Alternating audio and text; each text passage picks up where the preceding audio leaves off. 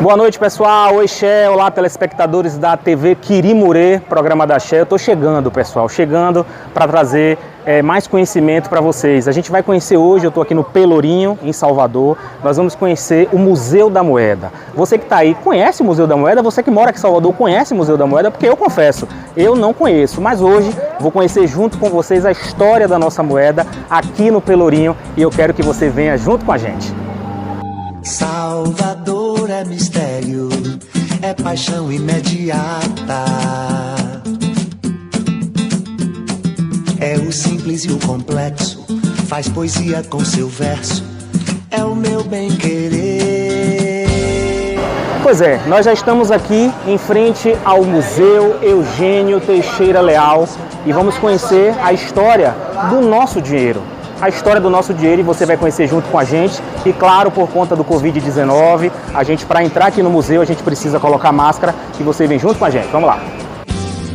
Tá no som do birimbau. Já estamos então nas dependências do Museu Eugênio Teixeira Leal, conhecido como Museu da Moeda. Eu estou aqui com o Euler, que vai conversar com a gente, mostrar um pouco mais da história da moeda, não é isso, Euler? É isso, aqui a gente tem alguns componentes sobre a história do dinheiro, né? Peças antigas, inclusive antes de Cristo, e também a gente tem aqui componentes sobre a história de um banco, na maneira geral, como surgiram os bancos, então a gente vai demonstrando isso para as pessoas. Afinal de contas, o banco hoje em dia está virando uma estrutura virtual, e a gente tem aqui estruturas antigas, né, de quase um século ou mais de um século atrás, que demonstram como surgiu na prática esse envolvimento do dinheiro com o ser humano. Vocês viram aí, né? Então vamos lá conhecer um pouquinho da nossa história? Então a gente tem aqui, por exemplo, um balcão antigo que era muito utilizado, balcão que a gente conhece em filmes de faroeste, etc. Mas na verdade é um balcão, uma cópia de um balcão original, né? Que de fato foi utilizado como agência bancária, né? Temos outros elementos, como ali dentro um escritório que foi realmente materiais que vieram de um banco, né, como máquina de calcular analógica, totalmente manual, mecânica, né, uma máquina de escrever também, apontador de lápis, a sineta para chamar o próximo a ser atendido, que hoje em dia tudo você tem uma plaquetinha lá com o seu número para ser chamado, né? Então você tem esses instrumentos. Ali uma copiadora de documentos. É uma prensa que hoje é utilizada por artistas para fazer gravação, e na verdade era a gravação de documentos, onde se faziam as placas geralmente de pedra até, litogravura, onde se tinham textos que podiam ser copiados e impressos com o tempo, quando necessitasse, como contratos, coisas assim, né? Então hoje você tem a copiadora, hoje a gente escaneia documentos e às vezes pouco a gente está imprimindo até, porque os documentos viraram também documentos virtuais, né? Sim, que podem ser utilizados. A gente tem vários painéis aqui que vai contando a história do banco, né? E, por exemplo, aqui a gente tem um painel que a gente tem um desenho representando uma fotografia que tinha aqui, que representa vários momentos do Palácio Rio Branco na Praça Municipal, Praça Tomé de Souza, né? Então você tem um primeiro momento de 1800 aqui o Palácio Rio Branco, depois como ele está na configuração atual de uma estrutura eclética. E aqui em cima um desenho onde tinha, né, que hoje a prefeitura. Ali nós temos um desenho que era a primeira Casa da Moeda do Brasil, né, que foi de 1697, 94. A gente vai contando a história do banco, de um banco, como surgiu um banco, o crescimento desse banco. Temos fotografias de agências antigas, como funcionavam essas agências, né? E a gente vai demarcando aí o tempo da evolução de um banco, né? E infelizmente a gente não tem hoje, né, o banco moderno. Mas a gente tem alguns resquícios de um banco pré-moderno, digamos assim, né? De poucas décadas atrás, que está na outra sala, que é onde a gente conta a história do dinheiro. Aqui a gente tem também alguns elementos do Eugênio Teixeira Leal, que ficam ali, medalha aqui em homenagem a ele, e uma mesa que foi a mesa original de trabalho dele, porque ele, na verdade, foi um dos presidentes do banco durante algum tempo, né, de algum setor. Mas ele também, que era um grande colecionador, né, de caixa de fósforo, de outros objetos, começou a colecionar também moedas e outros objetos que foram construindo essa estrutura, né, do colecionismo dentro do banco, né? E aí se criou o museu em homenagem a ele, que foi um grande investidor nessa área de colecionismo do Banco Econômico. Olha, aqui nós temos, né, uma relíquia que hoje em dia pouco, quase nunca se usa, né? Que é o cheque. Ainda tem alguns bancos que ainda emitem os cheques, mas aqui tem a evolução dos cheques, né? A gente tem cópia de cheques de 1930, mais ou menos, aqui, né? A gente tem original dessas folhas também aqui guardados. É muito interessante como isso foi evoluindo, como isso foi sendo colocado, né? E houve uma redução, quase não houve redução de tamanho, na verdade, né? Porque o dinheiro, quando surgiu, ele era muito maior também, o papel moeda ele era muito maior do que é hoje, que já é bem reduzido. Sim.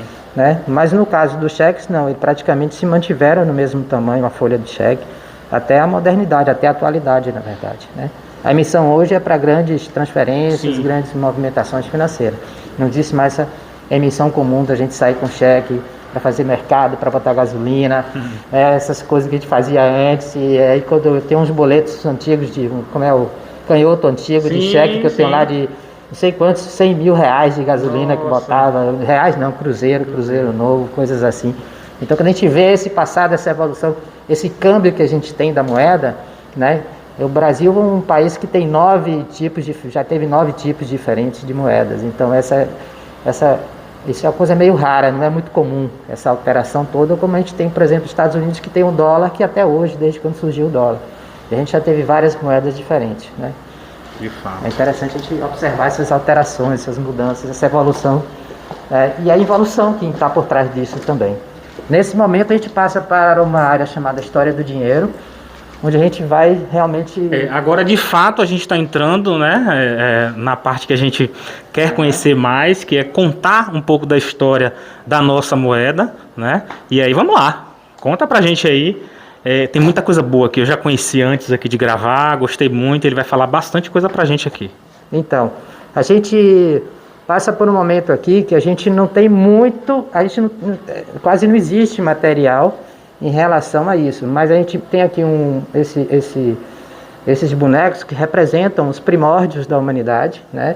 Que vai da idade da pedra lascada até o descobrimento, e a gente vai mostrando como surgiu o escambo, né? Principalmente as crianças que adoram esses bonequinhos, que foram chamados, a gente tem nome, chamam moedinos, né? Houve um concurso aqui no início dos anos 2000 e um paulista ganhou um concurso dando nome a esses bonequinhos que a gente tem, que representam o museu, que é o chamado moedino, que a gente tem também uns botões que a gente tem aqui na lojinha também, né? Então a gente vai contando essa história do escambo até o surgimento de dinheiro, né? Aqui a gente começa a parte das vitrines com objetos realmente já mais antigos, né? Que a gente vai mostrando moedas antigas, né? Da China, do século 6 a.C.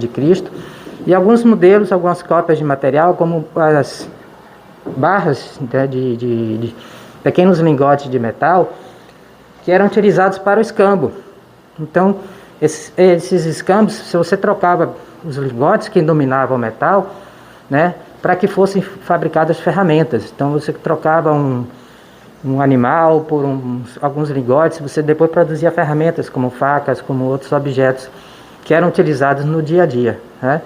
Então aí foi surgindo essa adaptação do metal, né, como material a ser utilizado na troca, né? Não necessariamente essas moedas, esses modelos diferentes de moedas tinham um valor financeiro fiduciário que a gente tem hoje. Sim. Tinha um valor equiparado aos outros objetos e animais e alimentos que eram utilizados em cada região diferente, né?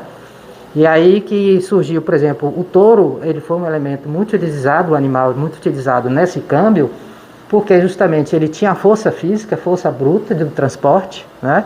Ele tinha muito pelo para fazer cobertura, para fazer contra o frio de barracas, de tudo isso. Então você tinha a pele dele, né, o couro, na verdade, né, para fazer calçados, tudo isso, né.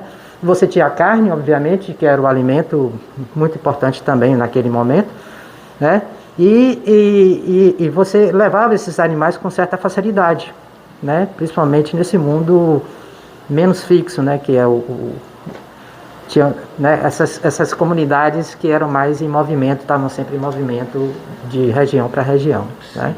Você tem na Lídia pequenas moedas também que surgiram também mais ou menos na época da moeda da China, onde você tem ali, na pequenininha, você tem ali o elétron, né? Eram feitas de elétron, que é uma mistura natural de prata e ouro, e dependendo da qualidade se atribuía mais valor ou menos valor a esse material, né? E você também, ele colocou ali, em um deles ali, tem a imagem do leão. Isso tem a ver também com uma certa cosmogonia da região, porque ele associou a imagem do leão, da constelação de leão, à imagem, é um símbolo do reinado dele, do rei Crécio, né, na Lídia. Então, aí você vê também essa evolução. Depois dele vieram os gregos, que também passam a utilizar. Na ilha de Creta você tem o Minotauro, você tem o labirinto, né, esses símbolos, né? A ilha de Rhodes você tem o símbolo do vento, né? Você tem a coruja da sabedoria de Atena, golfinhos na Sicília, que já é mais perto da Itália. Então você tem o cavalo também, né? Em Cartago. Então você tem essas relações animais com a natureza, com o céu, com as estrelas, as constelações, né? Que eram atribuídos a cada cidade-estado. Eram como se fossem os símbolos da cidade-estado. Aí a gente vê uma outra mudança que vem para Roma, né? No caso de Roma, aí você tem o Império e a República Romana. Esses símbolos já começam a ser mudados para a efígie dos gestores, né? Dos reis e depois dos imperadores. Então eles diziam, não, Deus aqui sou eu. Mais ou menos isso. Até que, na verdade, a Igreja Católica ela só surgiu no ano 370, mais ou menos, que foi no reinado de um imperador, que finalmente ele atribuiu, né, permitiu que o catolicismo avançasse e se transformasse numa igreja sólida, né? E aí você tem um período da Idade Média, onde essas moedas elas começam a adquirir outros desenhos, outros contornos, né? Você tem aí Império Bizantino, você tem aí essas alterações que está ligado também a alterações geográficas e políticas, né? Na verdade, se a gente for ver na Grécia, você tem ali os contornos, eram as ilhas eram a cidade-estado, né? Mas na Europa, de uma maneira geral, você não tinha esses contornos de estados, né, de países, como a gente tem hoje, né? É tão óbvio, é tão preciso que você pega um celular e você vê lá ali o mapa, você tem ali certinho, você pode estar pisando, dar um passo, você já está em outro país. Mas naquele momento não existiam esses contornos, né? Então, isso foi surgindo com o tempo, né? E você vê aqui nesse período de Idade Média, você tem assim essa riqueza de desenhos já não tão definidos. Muitos deles foram desenhos que foram originando também os brasões de família, que a gente conhece muito hoje em dia. Então eles surgem muito a partir desse momento da Idade Média, do final da Idade Média, né? Tem como dizer assim, quanto tempo mais ou menos levava para criar essa moeda aí na base do martelo? Primeiro você tinha que fazer o cunho, né? Que era num pedaço de ferro muito resistente, tinha que cavar cada moeda e os dois lados, né? Então tinha que se fazer essa produção. Então essa era a primeira parte.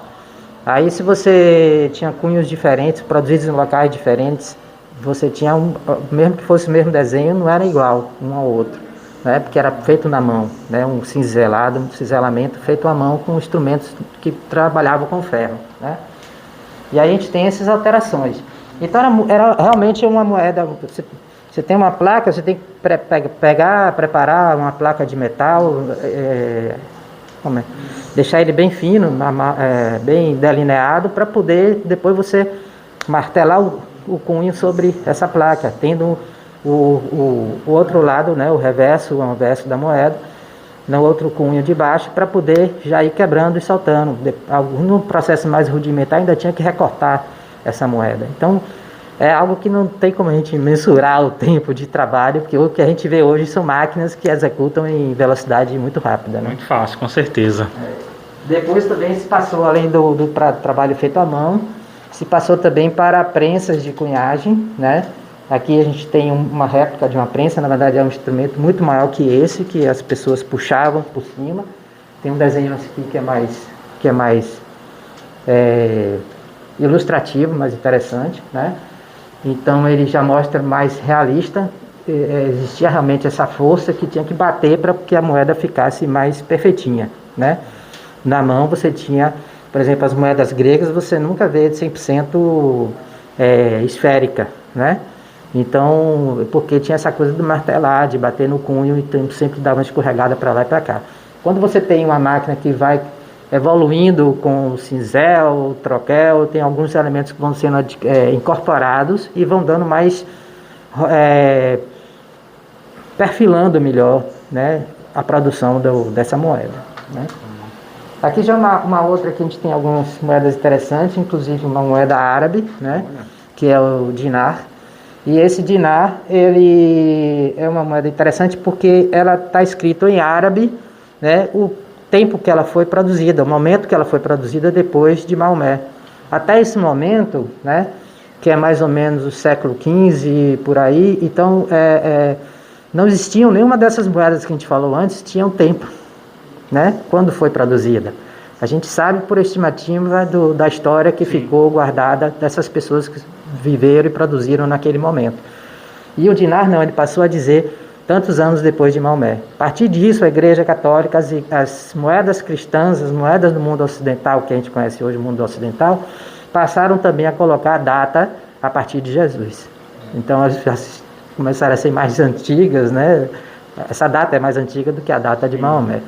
Aqui nós temos algumas coisas interessantes também, uns objetos. Tem aqui papel moeda, né, que foi da Itália, do século XVIII, da França também, que seriam primeiros cheques, né, primeiro papel moeda antes dos cheques, né. Aqui a gente fala sobre essa coisa do surgimento do banco, que tinham os banqueiros, na verdade, eles ficavam em feiras, né, e eles absorviam suas moedas para que você não precisasse viajar com tanto volume, se é que alguém tinha muita coisa, né? Mas sempre tinha naquele tempo. E não correu risco de acidentes, de assaltos e etc, né? Não é algo somente da atualidade, isso já existia. E a gente tem também esses 2 reais, 8 reais, um do Peru, do século XIX, início, e o outro da Espanha, final do século XVIII, né? E aí é interessante essas moedas que elas circularam muito o mundo, foi da alta produção da prata boliviana, da prata dessa região dos Andes, né, feito pela Espanha, apesar de uma ser produzida no Peru, a outra na Espanha, mas todas têm o aval, a chancela, né, da Espanha, que era quem dominava naquele momento esses países antes da independência. E essa prata circulou muito, ela foi muito utilizada, né, no caminho das Índias, né, que era a troca dessas mercadorias que vinham do Oriente, principalmente da China, que absorveu muito dessas moedas. Talvez o maior acervo desses reais esteja justamente na China hoje, né, que ela absorveu muito desse dinheiro. Essas moedas, elas tiveram um poder que tem o dólar hoje. Sim. Nesse sentido, entendeu? Talvez até mais, entendeu? Aqui já temos algum nível de tecnologia eletrônica, né, que não é a digital, né, os cheques como praticamente estão até hoje, e os cartões, né, de crédito, tickets de alimentação, etc., e tickets de vale transporte que a gente utilizou muito aqui em Salvador. Olha só, né? Gente, quem é aí, ó, de Salvador, tem os vales transportes antigos aqui, o pessoal que frequentava a Lapa ali trocava por cachorro quente, aí, ó, tava mostrando aqui agora. É isso aí, aceito vale, aceito passe, né? Então a gente fazia esses lanches, a gente tem esse material, inclusive o próprio elevador Lacerda também tinha um ticket eletrônico que dava direito a algumas passagens. Sim. Aquelas máquinas, aquelas catracas que estão lá, funcionava esse cartãozinho aí, mas deixou de funcionar, talvez pelo grande fluxo e falta de manutenção, etc, né? E a gente está mostrando aqui a história um pouquinho aí do cartão de crédito, daqui um dia também crédito, vai acabar, né? Hoje já está digital, né? Já está no virtual também. Esse cartão ainda era do tipo que ele tem os números em relevo. A gente tem várias produções diferentes do que são feitos na Casa da Moeda, nessa vitrine. E a gente tem selos também que são feitos lá, medalhas comemorativas, moedas comemorativas. Às vezes também eles fazem... nosso parque industrial da Casa da Moeda, ele é um dos mais incríveis que tem no mundo. Assim, é realmente fantástico e funciona muito bem a nossa Casa da Moeda. Ela tem uma capacidade de produção de medalhas, moedas, né, e cédulas com bastante segurança. O nível de segurança aplicado nesses materiais é muito grande. A Casa da Moeda produz realmente com qualidade esse nosso dinheiro, né? E inclusive exporta para outros países dessas tecnologias, inclusive o próprio dinheiro já pronto, né?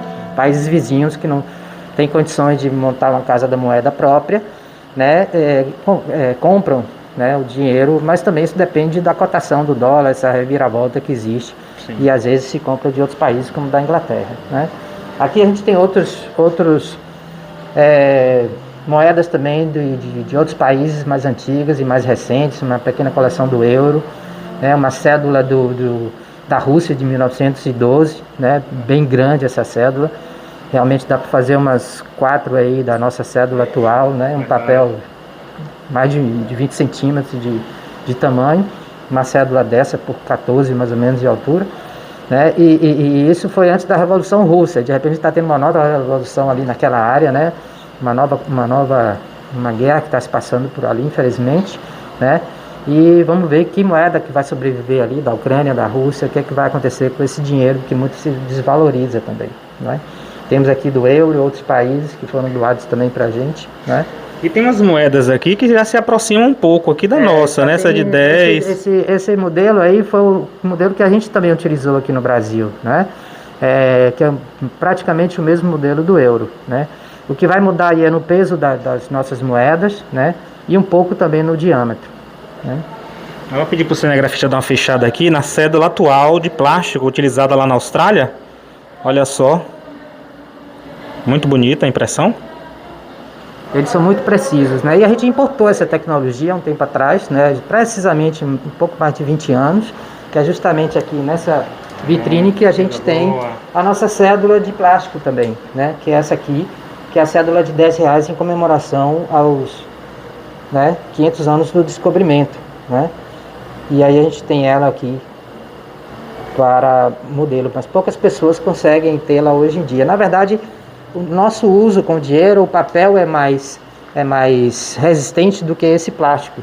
Esse plástico, quando você começa a dobrar muito, ele fica vincado, e esse vinco, então, produz um rasgo nele, né? Se você usa muito, se você amassa o dinheiro, é uma outra abordagem que o museu também faz com estudantes e em escolas, quando a gente vai em escolas, justamente mostrar como a gente pode cuidar do nosso dinheiro, porque dinheiro custa dinheiro, né? Então a produção desse dinheiro é um custo que eleva o valor do dinheiro. Sim. Né? Inclusive, a Casa da Moeda, a gente tem aqui a primeira versão, né, do nosso real, que é aquela primeira fileira de ler, a primeira família do real. Sim. A gente pode notar que todas as cédulas têm igual tamanho. Já na segunda família, a gente vai notar uma diferença de tamanho. Isso é para evitar a falsificação e também para facilitar as pessoas que têm algum tipo de deficiência motora, deficiência visual, justamente para que essas pessoas consigam distinguir com a maior clareza possível estas cédulas e não sejam enganadas, né? E a gente tem da parte das moedas, a primeira família eram todas de aço inox, porque o aço inox é um dos metais mais baratos que existe para a produção da moeda. E aí a gente tinha a mudança, foi feito de emergência, até que surgiu a segunda família já com essas bicoloridades que a gente tem, né? E as alterações, já você tem a adição de cobre, de níquel nas moedas para poder criar a distinção. Aí que você diz justamente que se aproximam do euro, né? Então o euro também tem essa distinção, o dólar também tem essa distinção de cores que ajuda também na identificação das moedas mais altas e das de valor mais baixo, né? A gente tem aqui uma coisa interessante, justamente nessa saída que a gente sempre vê, é justamente o que acontece com a Casa da Moeda, né? Então o dinheiro que a gente não usa direito, ou mesmo na hora da produção do dinheiro, né, ocorre esse tipo de situação. O dinheiro, o mal utilizado, ele deixa de circular, tem que ser retirado da circulação, e a gente tem o dinheiro que também na hora de produzir a cédula, se houve algum erro na fabricação, ele tem que ser inutilizado, menor que seja o erro. Existe um padrão técnico, que é o que eu estava falando, da qualidade da Casa da Moeda, e esse padrão técnico impede que esse dinheiro entre em circulação, que essa cédula entre em circulação. Então ela é picotada, tanto a que foi impressa errado, como a que também foi devolvida por avarias, produzida pelo usuário. Então esses picotes, eles produzem esses materiais e distribuem a museus como o nosso, né? Aqui foi do Banco Central, que a gente recebeu de doação. Então aqui, por exemplo, tem um pacote de picote de moedas que equivale a 1 quilo, mais ou menos, que equivaleria a R$50 mil. né? E ao lado a gente tem um picote, um pacote de picotes de R$100, que equivaleria, né, também a R$100 mil, o equivalente a 1 quilo mais ou menos. Então só aqui 150 mil. 150 mil, mas não vale nada. Mas porque se a gente for olhar cada cédula antiga, nosso dinheiro é muito rico em iconografia, né? Justamente porque a gente teve vários padrões monetários diferentes, então a gente tem uma riqueza iconográfica maior do que qualquer outro. Porque nessas mudanças de padrões são valorizados outros símbolos, outros ícones. Então, por exemplo, no real hoje, nossas cédulas, nós temos a valorização dos nossos animais, né, que representam o Brasil, assim, são seres que só existem no Brasil, por exemplo, né, como peixes, outros animais que são endêmicos aqui na nossa região do Brasil, né. E as cédulas antigas, você tem outras valorizações também, como a gente tem aqui essa cédula do índio, né, de 10 mil cruzeiros, né, e que foi a primeira vez que saiu um índio estampado na cédula. Tem outras mais antigas, trabalhadores, pessoas em guerra, tem ali aquela de 50 cruzados novos, se eu não me engano, é um maestro, se eu não me engano, ou é um escritor, na verdade, aquela de lá, né? Então você tem essas iconografias, essas representações, tem de Rui Barbosa, tem Castro Alves, tem várias pessoas, né? Santos Dumont também no século passado, né? No início do século passado tem cédulas de Santos Dumont. Então a gente tem essa riqueza iconográfica muito interessante. E aqui a gente tem uma biblioteca que justamente nessa biblioteca a gente tem livros sobre a história do dinheiro, tanto no Brasil como fora do Brasil, a história mesmo do dinheiro. A gente tem livros para pesquisar, a nossa biblioteca ela é aberta a pesquisas, pesquisadores vêm fazer trabalhos aqui científicos da universidade, mas também você, estudante, também pode vir fazer uma pesquisa sobre o dinheiro. Nós temos livros muito interessantes sobre o nosso dinheiro, o dinheiro também de outros países. Às vezes tem livros que não estão em português, mas também não é nenhuma dificuldade que a gente encontre ajuda para poder conseguir informações para você que vier aqui. Além do que, também nós estamos abertos à visitação, atualmente de segunda a sexta, das 9 às 16 horas, a entrada é gratuita, pode vir todo dia se quiser, pode vir aqui. O Pelourinho tem uma área rica de cultura, de outros museus, né? De lugares para conhecer. Hoje está inaugurando a exposição em alguns museus aqui na vizinhança, em homenagem a Salvador, né? Então a gente tem essa riqueza aqui que vale a pena passar um dia aqui fazendo visitação a museus. Além do que, dia de quarta, outros museus vizinhos aqui também são gratuitos no dia de quarta-feira, então pode-se fazer um tour cultural pelo Pelourinho, aproveitando esse momento, um dia de quarta-feira também. Então você que está em casa, venha conhecer aqui, né, o museu. Eu não conhecia, tive essa oportunidade maravilhosa de ter uma aula, né, que eu quero lhe agradecer pela participação aqui no programa de Xé, na TV Quirimurê, e parabenizar vocês aqui pela organização, por todo esse trabalho maravilhoso. Nós que agradecemos também a presença de vocês, né, essa divulgação dessa riqueza que a gente tem aqui, tão no centro de Salvador, tão na história de Salvador. Né, desejar felicidades a Salvador, mais 473 anos de riqueza, de parabéns para todo mundo, para todos nós que habitamos aqui, né? Eu sou do interior, mas já moro aqui há 40 anos, exatamente esse ano faz 40 anos, então eu quero realmente agradecer também a presença de vocês. É sempre importante que a gente recebe a visita do público que divulga, de matérias como vocês estão fazendo aqui para a gente, isso também é muito bacana. Parabéns também pela presença de vocês, agradeço muito. Nós que agradecemos. Com você, Xé.